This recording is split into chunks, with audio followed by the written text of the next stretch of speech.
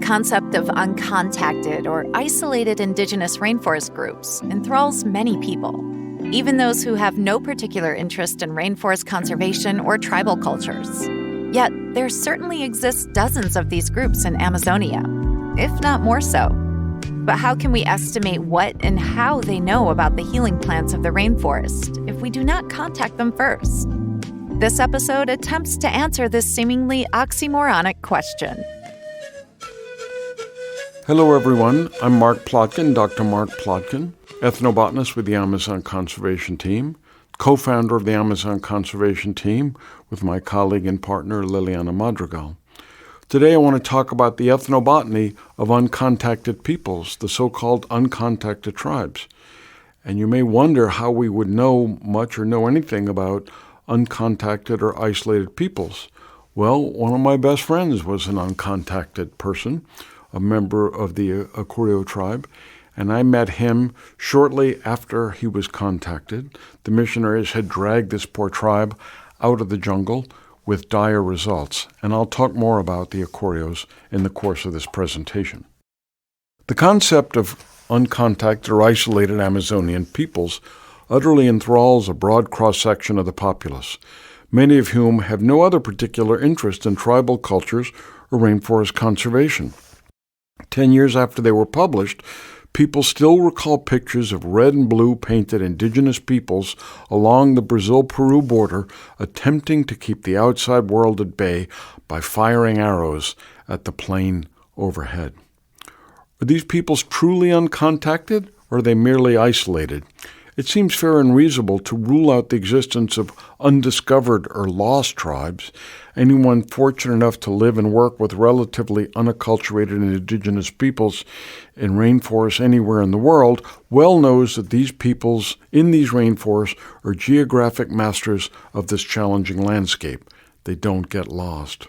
And the question of undiscovered needs to be re-asked. Undiscovered by whom? Columbus may have gone to his grave believing that he discovered America, but the indigenous peoples who were there to greet him would not have agreed. Crucial to the discussion, therefore, is defining the term uncontacted. If the last Carahona Maloca, that is a longhouse, in the Chiribiquete region of the northwest Amazon was seen in 1904, and longhouses are once again being spotted there from overflights and small planes, can we say with any degree of confidence that these people are Carahonas, and that they therefore do not represent an uncontacted group? If a Colombian missionary met a tribe of isolated peoples near the Yari River over 20 years ago, presented them with machetes and pots, and they then melted back into the forest, and he was unable to find them again, can we say that they have been contacted?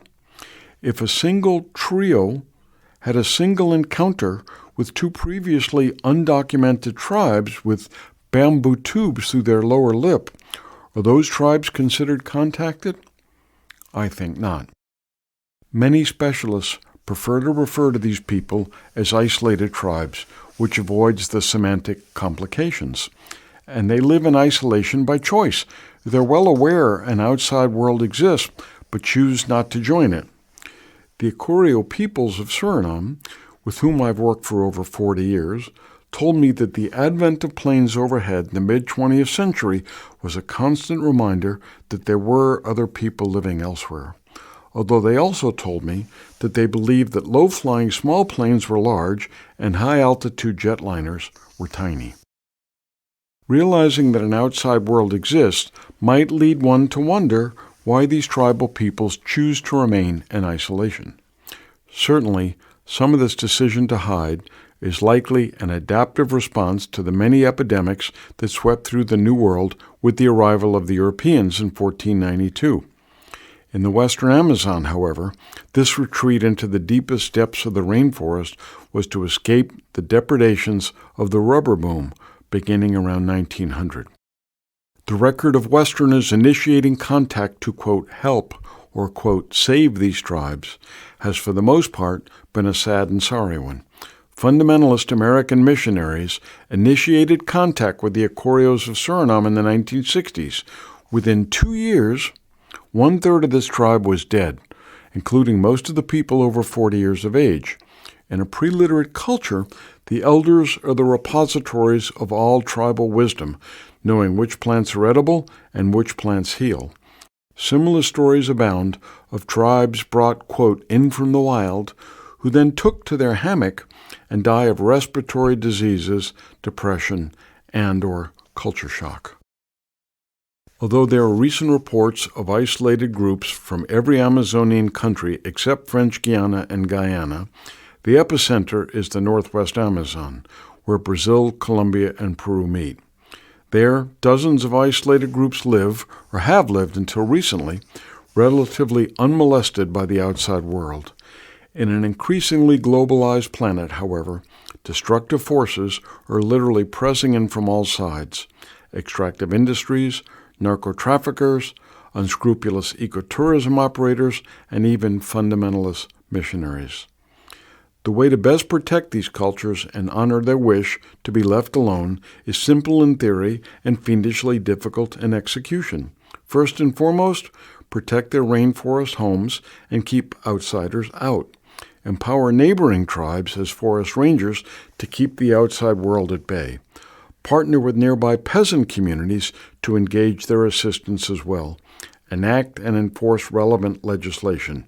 And train and finance knowledgeable and experienced medical personnel to be ready when contact does occur, either by accident or purposefully, if the isolated groups emerge seeking assistance against the introduction of imported diseases or asking for assistance to evict illegal squatters or miners or loggers or narco-traffickers or missionaries who've invaded their lands. They are indeed the most fragile of Amerindian cultures. The recent historical record repeatedly demonstrates that contact can and will devastate these groups, particularly small hunter-gatherer bands. Within a few years of making contact, 50% of the Nukak group of the northwest Amazon were dead. And these fatalities, as I said, were not equally distributed amongst all age groups. The most vulnerable were the very young and the very old. And remember that the elderly are the libraries of these cultures, and when they die, that information is irretrievably lost. These isolated cultures represent an unexpected and vivid link to the deep past, when humanity was born and survived in seeming simplicity and relative harmony with nature. And let me emphasize when I say that, we shouldn't think of these people as being frozen in time like Neanderthals or something, but they do hold a romantic, almost like a archetype in the imagination of most of the rest of us. In our ever-urbanizing and stressed-out world, isolated people hold a mystic and almost iconic identity in the continuum of how humans live and have lived from ancient times to the present. We here in the industrialized world often yearn for a sense of simplicity and clear orientation, and we've linked this gap in our modern lives to perhaps an overly romantic perception of how life once was, or how it could be again. Our current fundamental detachment from nature creates a yearning in many of us for a reconnection to the earthly ways that we ascribe, fairly or unfairly, correctly or incorrectly, to isolated groups. Romanticism aside, the study of cultures with an extremely intimate relationship to the natural world may suggest a means to revitalize the spiritually barren aspects of our daily lives and to live in far greater harmony with our environment.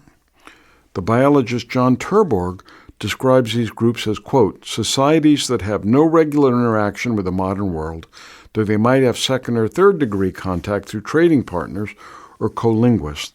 They live with few or no manufactured implements other than perhaps the odd machete or axe acquired through trade, often isolated by linguistic barriers as well as the physical barriers of remoteness.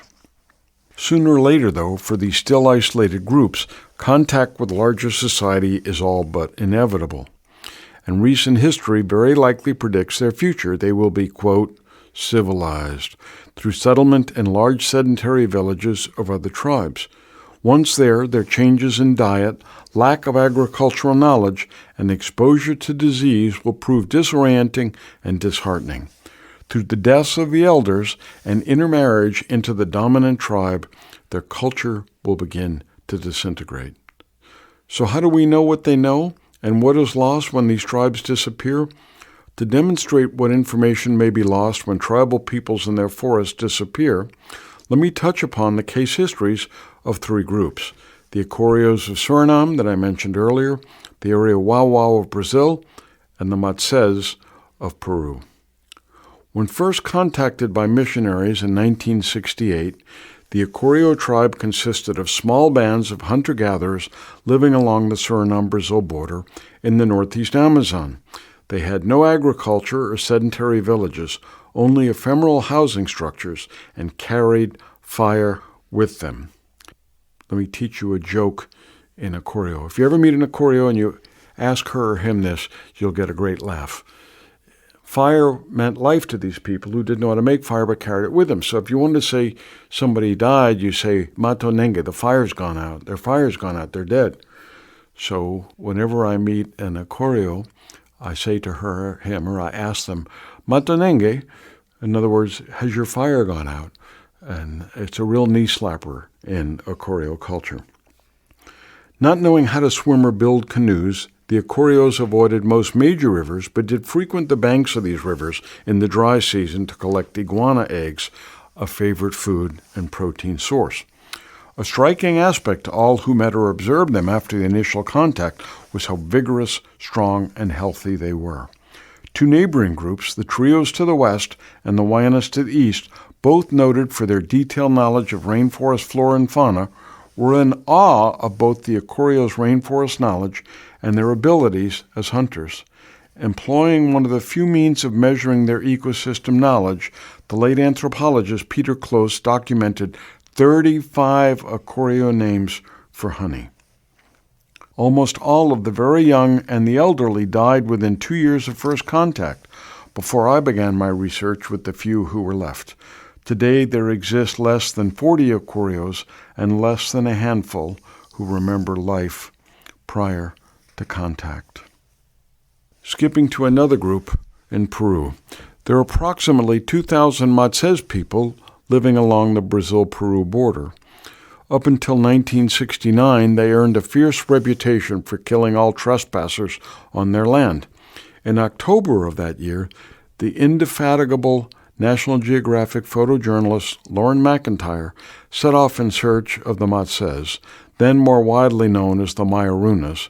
He had a float plane drop him off alone near the headwaters of the Javari River, where he made a small camp, which was soon surrounded by Matsez men. At their encouragement, he followed them into the rainforest. After a few days, they began a tribal dance, once again inviting the American to join them. At the conclusion of the ceremony, the Matsez opened palm leaf baskets, removed green monkey frogs from these containers, burned holes in their arm with embers from the fire, and rubbed the amphibian skin secretions into the wounds. The frog skin slime was highly hallucinogenic.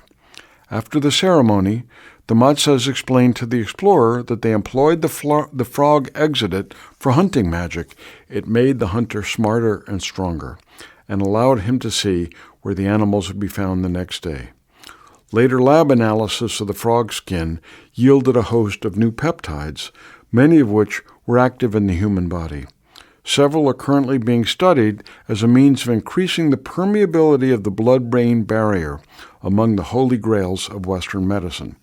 Another substance from the skin of the green monkey frog is a novel compound called dermorphin, a non-addictive painkiller 30 times more potent than morphine. Thanks to this revolution by McIntyre and those who followed in his footsteps, there is a widespread acceptance that Amerindian knowledge of rainforest compounds is not limited to plants. As a result, scientists have searched for and found new medicinal applications for elements in Amazonian insects and other frogs as well. And now, as an aside on the importance of building relationships with indigenous peoples to learn this type of knowledge, A few years back, I was in the Northeast Amazon and showing a colleague of mine, a YY, a picture of the green monkey frog that was used for this hallucinogenic slime 3,000 miles to the west on the Peru border. And I showed him that picture, and he said, "Oh, we have that frog here." And I said, "No, you don't." And he said, "Yeah, we have it here. It lives here." And I said, "No, you don't. I've never seen this frog here. I've been working here for decades." And he said, "Well, you don't see it because you're a botanist. This frog lives in the canopy." And I said, "Well, if you know this frog, do you have any use for it?" He said, "Well, we used to." And I said, "Well, what did you used to use it for?" He said, "Hunting magic." And I said, "I've been coming here for over 30 years, and you never mentioned this to me?" He said, "Well, you've been coming here for 30 years, but you never asked me. You only asked about plants." Another story of the green monkey frog saga is that of what happened after Lauren McIntyre's first encounter with the Maya runas. Lauren McIntyre I knew well. He wrote the script for the IMAX film that I participated in, Amazon. It was nominated for an Academy Award. And Lauren never wrote the story. And when I asked him why he didn't tell the story, he said, "It's too weird. People would think I'm nuts." So he didn't do it. But a journalist named Petru Popescu heard the story, and he wrote it up as a nonfiction book called Amazon Beaming, which I hardly recommend. And it was made into a one-man play that was a big hit in London. The next person, the next foreigner, the next white man, the next outsider to encounter this was Peter Gorman, a fellow ethnobotanist who passed away a few years ago. And he decided to follow in McIntyre's footsteps and went to the Maya Runa area and did the frog as they instructed him, as they showed him. And he said in his frog slime dream, he saw a stream and he saw a peccary crossing that stream. The next day, the guy said, "Let's go hunting." And they went off into the jungle with their bows and their arrows, and they came to a stream. And Gorman said, "Oh my God, this is the stream I saw in my dream." And then he looked again, and he saw a tapir crossing the stream exactly as he had seen in his frog vision. This is why ethnobotany is the coolest, the most intriguing, and perhaps the least explainable science in the world. Finally, I want to conclude with another personal story that happened in 1987. I was at the Botanical Museum at Harvard, where I was on the research staff working with Schultes, and I received a call from the National Geographic Society asking for my help. The German-Brazilian photographer Jesco van Puttkamer Filho has some interesting photos of a recently contacted group, and they wanted my opinion.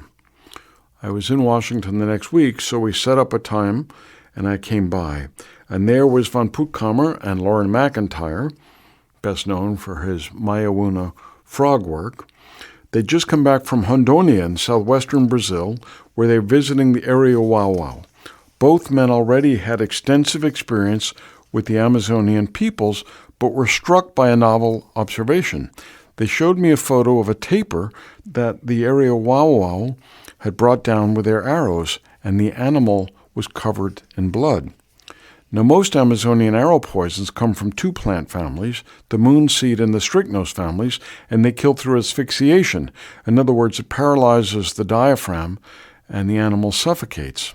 But based on this photo, it seemed that the poor animal had bled to death, indicating the use of an arrow poison which presumably had strong anticoagulant properties. Research by other botanists determined that the area Wauau were extracting this poison from a tree in the Brazil nut family, a group of plants previously not known to contain powerful bioactive principles, in other words, chemicals which had a strong effect on the human body, and that the active compound in this particular plant included a powerful anticoagulant. Given that the populations of the world's rich nations are aging and that the market for anticoagulants is commensurably sizable and growing, plants and plant compounds that reduce clotting have significant market and therapeutic potential. To take full advantage of rainforest products, however, proper means of rewarding local peoples and national governments must be put in place. Further provisions must be made to protect the forest peoples, cultures, plants, animals, and fungi.